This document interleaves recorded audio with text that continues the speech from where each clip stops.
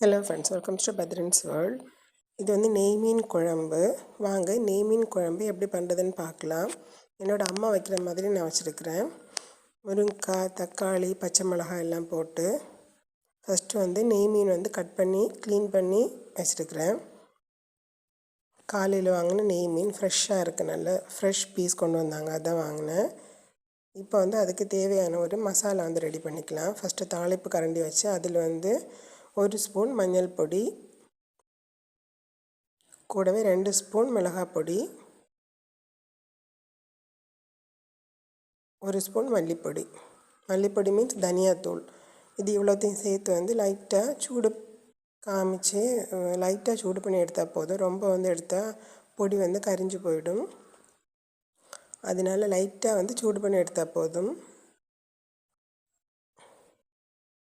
பச்சை மிளகாத்தூள் அரைக்கிறத விட இப்படி சூடு பண்ணி அரைச்சா டேஸ்ட் வந்து பிரமாதமாக இருக்கும். அதனால் இப்போ வந்து ஒரு மிக்ஸி ஜாரில் 4 சின்ன வெங்காயம், கூடவே ஒரு பிடி நிறைய தேங்காய், கொஞ்சம் அதிகமாகவே தேங்காய் போட்டுக்கலாம்.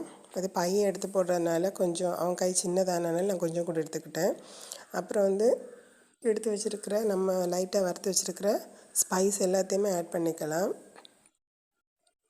ஆட் பண்ணி இதை வந்து கொஞ்சம் பேஸ்ட் மாதிரி அரைச்சி எடுத்துக்கலாம். இப்போ வந்து மீன் சட்டி எடுத்து அடுப்பில் வச்சு அதில் வந்து அரைச்ச பேஸ்ட்டை வந்து ஊற்றிக்கலாம். கூடவே தேவையான அளவு தண்ணி, மிக்ஸி ஜார் கொஞ்சம் கழுவி அதுக்கு தேவையான அளவு தண்ணி விட்டுக்கலாம். வந்து ரெடி ஆகிடுச்சு, தண்ணி விட்டாச்சு. இதில் வந்து கொஞ்சமாக கறிவேப்பிலை, அப்புறம் கட் பண்ணி வச்சுருக்கிற முருங்கைக்காய், பச்சை மிளகாய், அப்புறம் தக்காளி, இது எவ்வளோத்தையும் சேர்த்து போட்டு தேவையான அளவு உப்பு போட்டு கொதிக்க விட்டுக்கலாம். அது வந்து கொதிக்கட்டும். கொஞ்சமாக கொதி வந்தோடனே இந்த மீன் வந்து ஆட் பண்ணிக்கலாம். மீன் ஆட் பண்ணிவிட்டு ஆட் பண்ணுறது ஷூட் பண்ண மிஸ் ஆகிடுச்சு.